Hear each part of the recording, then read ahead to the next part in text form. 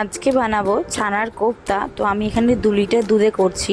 প্রথমে দুধটা ভালো করে ফুটিয়ে লেবু দিয়ে দুধটা কাটিয়ে ছানা বার করব। তারপর ছানাটা থেকে সব জল বেরিয়ে গেলে ছানাটা একটা জায়গায় ঢেলে নুন, তাতে লঙ্কা গুঁড়ো আর বাইন্ডিংয়ের জন্য একটু ময়দা দিয়ে ভালো করে মেখে নেব। মেখে নিয়ে যে যার মতন একটা শেপ নেব। আমি এরকম চ্যাপ্টা শেপ নিয়েছিলাম।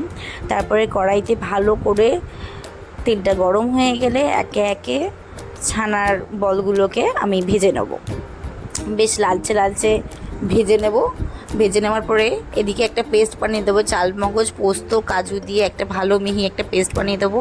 এরকম বেশ লালচে লালচে যেই হবে তখন তোমরা তুলে নিয়ে আসবে।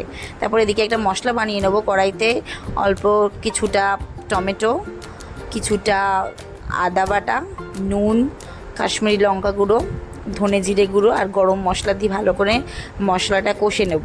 যখন মশলাটা থেকে তেল ছেড়ে আসবে তারপর ওই চালমগজ পোস্ত কাজু বাটার পেস্টটা দিয়ে নেব ভালো করে। তারপর সবটা একসঙ্গে মিক্স করে ওটাকেও ভালো করে ফুটতে দেবো। তারপরে মিক্সি ধোয়া জলটায় যেটা অনেক মশলা ছিল সেইটাকে ধুয়ে ভালো করে জল দিয়ে দেবো। তারপর ফুটে এলে একে একে ছানার বড়গুলো ছেড়ে দেবো।